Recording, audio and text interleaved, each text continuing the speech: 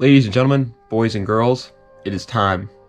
We are going to do the top 40 best sports cars that you can buy for less than $10,000. Most of these actually you can find for under $5,000 as well.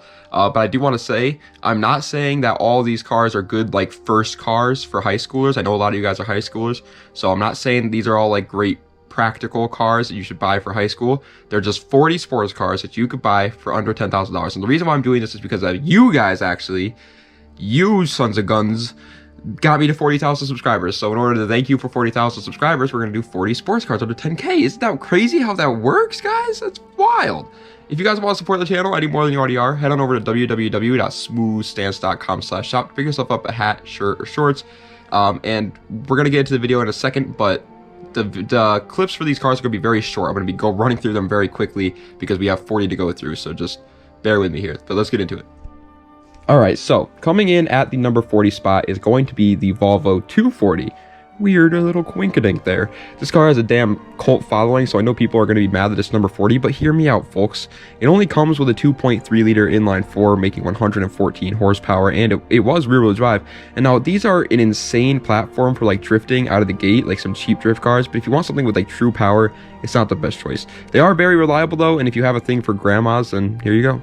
Number 39 is going to the Mazda RX-8, a car that's kind of blowing up, pun intended, because they blow up recently, and I don't know how I feel about it, to be honest. It comes with a pretty weird-ass 1.3 liter 2-rotor rotary engine, making a nice 212 horsepower, and it was rear-wheel drive. And now here's the thing. These do look pretty cool, I will give you that, but the problem is they are very unreliable. I know someone will say you just need to learn a bit more maintenance, but that makes it unreliable. I'm sorry to tell you. Like, someone's gonna be like, oh, it just takes a little bit more maintenance. That's unreliable. Number 38 is going to the first hatchback of the list, the Volkswagen GTI Mark IV, one of my favorite front-wheel drive cars ever, personally, and I am usually not a fan of GTIs at all, but this one is just so good for its price. They come with a 1.8-liter turbocharged inline-4, making 170 horsepower going to the front wheels, and they are an amazing platform to build and all that, but please be careful when picking one up because it seems like the owners have an IQ of like 4 since they're always so clapped out, so just be careful if you do go pick one up.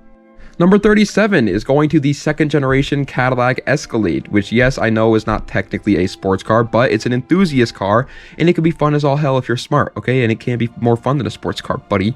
They come with a 5.3 liter V8, making 285 horsepower, and it was 4x4, of course. And they're literally one of the most luxurious vehicles you can buy under $10,000 while being able to go anywhere you want and with anyone you want too. It's just an absolute no-brainer for somebody that like needs a daily and lives somewhere where you got a lot of back roads and stuff. Number 36 is going to the Scion TC second generation. I just made a whole deep dive video on this car, and they are kind of underrated in my opinion. They are not fast though. I want to make that very clear. They only come with a Camry motor, which is a 2.5 liter inline 4, making 180 horsepower, and it was front wheel drive. And this car is just incredibly good for the person who wants a daily driver but still wants to look cool. Don't try and turn this thing into like a race car because it's not going to like that. Just daily it and be happy.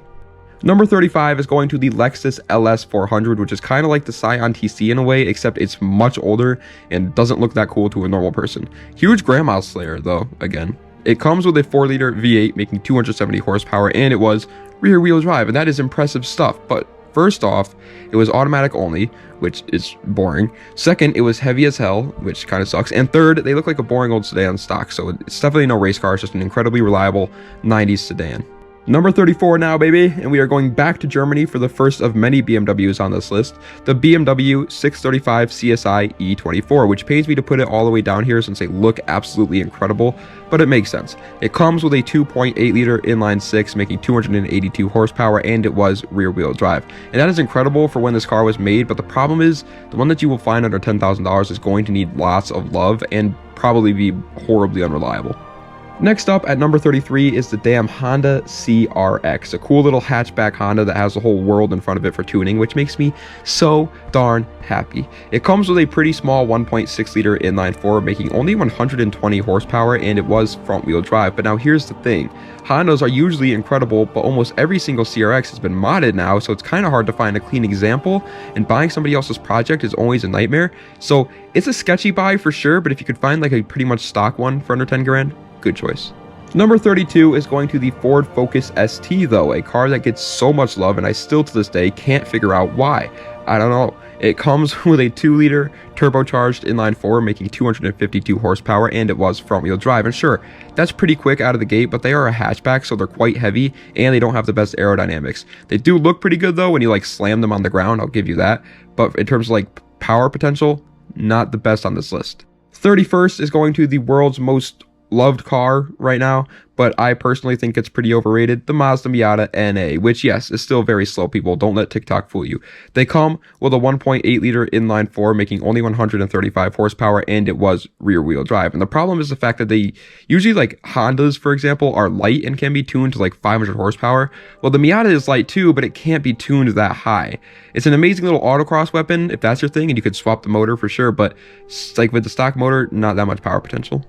Barely breaking its way into the top 30 is the Ford Ranger, my boy. Another very cult following type of car, and for good reason. They are reliable little overlanding monsters. They come with a 4-liter V6 making 207 horsepower, and it was 4x4 or rear-wheel drive actually. So this is a good contender for a drift truck. And I honestly have nothing bad to say about the Ford Ranger other than the fact that they are very small trucks that can't really do like big truck things, but it's a mini truck. What do you expect? Number 29, however, is going to an incredibly like confusing car, to be honest. The Lexus IS250, which some people love and some people hate. And to be honest, I have no idea where I stand on them yet. I haven't made up my mind. Either way, though, they come with a 2.5-liter V6 making only 204 horsepower, and it was rear-wheel drive or all-wheel drive. You get to pick, but you better pick the rear-wheel drive one. And they are usually modded so horribly. Like, I like the car, don't get me wrong, but the way people modify the IS250s makes me not like the car so much more. Number 28, though, is a car that I do love, but I'm scared of because people on the internet tell me that I should be scared of it. It's the Toyota MR2 SW20. It's probably the most like confusing Toyota model to date, and it comes with a 2.2-liter inline-4 making only 130 horsepower, and it was rear-wheel drive. But the interesting part is it was also mid-engined, which calls for a pretty bad combo when you go into corners, and they call that snap oversteer, which some people say you can manage and others say it's a death wish, so just be careful if you do get one.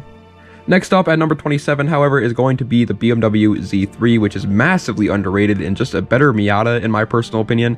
They come with a 3-liter inline-6 making 228 horsepower, and it was rear-wheel drive and still incredibly lightweight like the Miata that we just talked about. But this one had much more power and a much better engine to tune since it's a BMW, and every BMW can make very good power for cheap. I heard they do suck to drive though, if you're like a tall gentleman, so be wary of that, but honestly, I sat in a Miata and it's not that bad. Now at the number 26 spot is going to be the Subaru Forester 2nd generation, which is kind of incredible for almost anybody out there except for people who want to look cool when driving their car. It comes with a 2.4-liter flat 4 making only 165 horsepower, and it was all-wheel drive. And the thing about it is it can literally do it all. Like even drifting is easy in this car since a rear-wheel drive swap is so simple in a Subaru. They also can go off-road wherever you want. They have plenty of room for your friends. They're very reliable as long as you don't turbo it. It's a good car. Number 25, though, is kind of the opposite of that. It is the Porsche 944, which is the only Porsche on this list. They are just so damn expensive all the time, but either way, this one comes with an incredible 3-liter inline-4 making a nice 211 horsepower, and it was rear-wheel drive. And these cars are kind of getting hyped up a lot recently, and they deserve it. Some people don't like the looks of them, but I personally do, and they handle like an absolute dream since they are still a Porsche. Like people always forget that yes, it may be cheap, but it still has Porsche engineering behind it. Number 24 is going to a borderline supercar for its time, the Jaguar XKR, which is the pinnacle of luxury and speed while looking good and being incredibly unreliable. You have to love British cars. It comes with a 4.2-liter V8 making 390 horsepower, and it was rear-wheel drive. If that doesn't freaking seal the deal on one of these cars right now, then I don't know what will. They do look like a catfish, by the way. I just wanted to point that out, but that's not important. It's fast. Number 23 is going to the Mitsubishi 3000 GT, a car that you guys seem to love so much, which is very cool to see because they're kind of slept on, but either way, they're a very good car. They come with a 3-liter V6 making 161 horsepower, and it was front-wheel drive sadly, but that's okay for people like you and me because it looks cool, and that's all that matters to us, right? Right? That's what I tell myself whenever a car's front-wheel drive.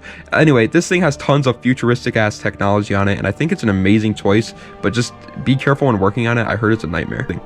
Number 21, however, is going to a car with no luxury whatsoever, the Mazda RX-7 FC, which stands for freaking cool. Yes, sir. This thing makes no sense why they're so expensive, but for some reason, I still want one so bad. They come with a 1.3-liter, 2-rotor rotary engine, making only 160 horsepower, and it was rear-wheel drive. And in case you don't know, that rotary engine, you know, has a little thing called apex seals, and those apex seals might go bye-bye, then the engine might go kablooey, and who doesn't love that? It's a great car. I need one. Just barely squeezing its sexy head into the number 20 spot is going to be the Lexus SC400, which, I mean, come on, man. What did you expect? This thing is one of my most favorite cars out there. You knew it was going to be here, all right? It comes with a 4-liter V8 making 270 horsepower, and it was rear-wheel drive. And this is pretty much a good-looking, sportier LS400 for the same price. So it's a no-brainer to pick one up. It's incredibly reliable, good-looking, rear-wheel drive, beauty of a machine. Number 19, however, is going to the Nissan 300ZX Z32, which is arguably one of the most beautiful JDM cars to ever exist, period. So I love it for that. But sadly, that's about where it stops. The car comes with a 3-liter V6, making only 222 horsepower, and it was rear-wheel drive. But the interior is massively outdated. The engine bay is a nightmare to work on. They're not that reliable. And all the ones that you're going to buy nowadays are in piss poor condition. If you do want to tackle one of these, have fun, and please let me ride in it when it's done, because I don't want to tackle it myself. Number 18 is going to another Japanese car, because we are just on a roll here. It is the Subaru WRX Hawkeye, which is good for sure, but has some flaws as well that makes it very sketchy. It comes with a 2.5-liter turbocharged flat 4, making 225 horsepower, and it was all-wheel drive. And it's Subi's all-wheel drive, so you know it's very good. The huge problem, though, is these things are unreliable. And since so many people buy these and beat them up, it's so sketchy buying one. Everybody that buys a freaking WRX is like, oh, you know what I want to do? Up the boost. And it just blows it up. Number 17 is going to the wonderful Nissan 240SX S14. Yes, you can still find an S14 under $10,000, and yes, it is still an amazing deal, my friend. Don't sleep on it. They come with a very small 2.4-liter inline-4 that only makes 144 horsepower, but who cares, man? Look how cool it is. And it's rear-wheel drive, so you can drift it, and people will think you're cool. If you don't want to drift it, though, don't buy this. They're literally only good drift cars. They're not worth the money in anything else besides drifting. Number 16, we are finally breaking out of the JDM world for a second to talk about the Ford F-250 Super Duty. I'm not a huge truck guy, but from what I can tell, this is the best bargain deal for like a diesel full-size truck. It comes with a 6-liter turbo diesel V8, making a nice 325 horsepower, and it was 4x4. But remember, this is a truck, so 325, my bad, horsepower is nothing, really. They are not fast, but they are an incredible tool. The only thing I see a lot of people like saying they need to be bulletproofed, which does not sound like a good thing at all. Number 15 is going to this sexy ass, underrated ass Mitsubishi Eclipse GSX 2G, my friend. This thing is just so good for literally anybody and everybody, but everybody just overlooks it for no reason. They came with a 2-liter turbocharged inline 4, making 210 horsepower, and it was all-wheel drive. And in case you were wondering if that motor is any good, I don't know. You tell me. Do you think the Evo motor was good? Well, it's the same damn thing. So yeah, it's really good, buddy. Number 14 is going to the Mazda MazdaSpeed 3. Yes, you have to say it that way. It's one of the best hatchbacks out there in my opinion, and I'm not a hatchback fan at all, but I do love this one a lot. It comes with a 2.3-liter turbocharged inline 4, making 263 horsepower, and it was front-wheel drive. And that's pretty damn good horsepower for a hatchback, my friend. But the cool thing is, they only came in manual, so you can rip this thing around, and people are going to know that you are a car guy. Also, the engine is pretty good for making power too, if you want to modify it. Number 13 is going to the Lexus IS300, which is kind of like ridiculously overpriced right now, but we don't need to talk about that. They are still a very good choice, just not as good as they used to be when you could buy a manual IS300 under 5K. Do you remember those days? Freaking was amazing. Anyway, they came with a 3-liter inline 6, making 225 horsepower, and it was rear-wheel drive. And that motor is a naturally aspirated 2JZ, so you know you're going to make some big power, my boy. But it's not as much as a turbocharged 2JZ can handle, so don't get too excited. It can handle like around 600 horsepower, which is still good. Number 12 is going to the gosh darn BMW 330ci E46, which in my opinion is one of the best budget-friendly sports cars out there for under $5,000. Under $10,000 though, they just kind of barely miss out of the top 10 spot. They're just incredible though. They came with a 3-liter inline 6, making 225 horsepower, and it was rear-wheel drive. And these things are literally better than an E36 in every way possible, and they cost right around the same. It is a no-brainer to buy one right now, but everybody's all like, oh, we should buy an E36. Buy an E46. Barely missing out of the top 10 spot at the number 11 spot is going to be the Hyundai Genesis Coupe. We all know how much I love this car on this channel, and it just keeps getting better, man. They're just growing on me. They come with a 2-liter turbocharged inline-4 making 290 horsepower, and it was rear-wheel drive, and they look good, have a good interior, pretty reliable, handle well, and are rear-wheel drive. But sadly, get ready for the bad news, they kind of suck at making power. It's hard to build a Genesis Coupe to make any real power, which is sad. Alright, so now we're into the top 10, and the way we are doing this is each one of these cars in the top 10 is the best in their certain class. So there's one for everybody, and number 10 is the Jeep Wrangler TJ, which is the best for overlanding or off-road guys. It comes with a 4-liter inline-6 making 170 horsepower, and it was 4x4, but obviously the power doesn't matter if you're going for an off-road build. They just go wherever you want them to go, and you can't be beat for it. Also, they have tons of aftermarket support, one of the most in the world, to be honest.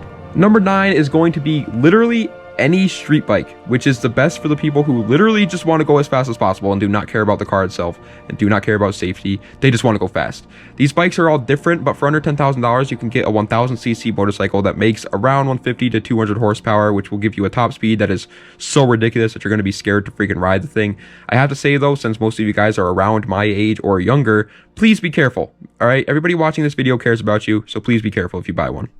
Number 8 is going to the Volkswagen GTI Mark 6, which is in my opinion the best hatchback for less than $10,000 right now. And that's saying something because I usually don't like the Volkswagens.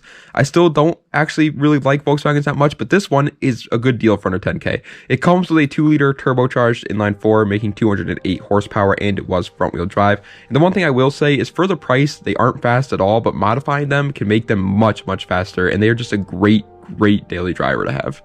Number 7 is going to the Infiniti G37, didn't plan that, Coupe, which is the best in my opinion for the guy who just wants to look like they're successful.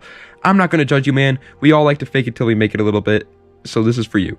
They come with a 3.7-liter V6 making 330 horsepower, and it was rear-wheel drive or all-wheel drive, and that motor is the same that's actually found in the 370Z, but this car is much cheaper, so it's honestly such a bargain right now. Be careful again though when buying one because people do like to beat these things up a lot. Number 6 is going to the Honda Accord Coupe 8th generation, which is just an incredibly underrated car, by the way. But these cars are the best for the people who need a daily driver but still want to look cool. They come with a 3.5-liter V6 making 268 horsepower, and it was front-wheel drive. And they have that wonderful Honda reliability behind them, but in a body that looks very sporty while still having decent room. That's like just a amazing daily driver. If you need more space for like different people, buy the 8th gen sedan. Number 5, yes, we are into the top 5 already. I know, time flies, right? Anyways, it's the damn Ford Mustang GT S197, which is the best for drag racing, in my opinion. If you just want something to go fast in a straight line, this is a great option. But there's one more on this list that's honestly equally as good. We'll get into that later, though. This car comes with a 5-liter V8, making a nice 412 horsepower, and it was rear-wheel drive. And that 5.0 is incredible for making some decent power. It doesn't quite beat the LS yet, but it's very close, and everything else about the car is incredible, too. Number 4, however, is going to the Acura RSX Type S, which is, in my opinion, the best track weapon that you could buy right now under 10K. People sleep on the little RSX all the damn time, and they pay the price for it, alright? The car comes with a 2-liter inline-4 making 201 horsepower, and it was front-wheel drive. And that engine is actually a K-Series Honda motor, which is notorious for making just incredible power. They also handle like a dream. It was once the fastest front-wheel drive car ever on the track, ever, actually. So have a ball on the track with your budget Honda build. Third place, though, is a little bit biased, I will happily admit it, but it's the Nissan 350Z, which is my car, so you know it's a good car, and it's the best for drifters. And since most of the community loves drifting about now, that's a pretty good title to have. It comes with a 3.5-liter V6, making 306 horsepower, and it was rear-wheel drive. And literally out of the gate, they are ready to slide since they have a limited slip differential, they're rear-wheel drive, plenty of power, manual transmission. Perfect car to slide. But there are also tons of drift mods available for you if you get bored. Also, the VQ is a very good motor. Don't let people lie to you. Second place, however, is going to the Chevy Corvette C5, which is the other car that rivals the Mustang in terms of drag racing, but I actually picked this for the best street car, which is very important since all of us build street cars nowadays, let's be honest. This car comes with a 5.7-liter V8 making 350 horsepower, and it was rear-wheel drive, and that engine is an LS engine, son, so you know you can get tons of more horsepower out of it reliably, and they look incredible in my opinion, and most importantly, they can handle like a dream too, which is necessary if you're driving a street car, obviously. It's also very good for gas mileage for a V8, to be honest. First place though, we have finally made it to the top of the list, and yes, your eyes don't deceive you. It is the BMW 335i E9X generation, which in my personal unbiased opinion is the best all-around sports car for less than $10,000 as of 2022. They are just very good in almost everything they do, okay? They come with a 3-liter twin turbocharged inline-6 making 300 horsepower, and it was rear-wheel drive or all-wheel drive, and they called that engine the N54, which in case you don't know, kind of makes a stupid amount of power if you swap the two turbos out for one gargantuan one. On top of having a very good engine to build, they are luxurious as hell. They have a decent amount of room, a very good drift car. They can be a daily if you don't modify it too much and go with the all-wheel drive one. They handle very well and have tons of aftermarket support while looking very good as well. The only thing that they can't do is like go off-road and not burn oil. And for those about to comment, the N54 is so unreliable though. It is when you modify it, but I know someone who owned one that didn't modify it at all, and it lasted to like 180,000 miles, and then they sold it, so they can be reliable as hell. But ladies and gentlemen, that is finally the end of the video. I hope you enjoyed. If you did, please be sure to like, comment, and subscribe. The outro is going to be short today because my mouth is drier than the Sahara Desert right now because of talking for freaking that long. But anyway, guys, thank you so much for 40k subscribers. It was all because of you, and I'm not making any promises here, but if we get to 50k subscribers, you know, I don't know, like, oh, I don't know what'll happen if we get there, but I'm just saying, if we get there, something might happen, all right? But anyway, guys, thank you so much for watching. Das Vidania. Have a nice night.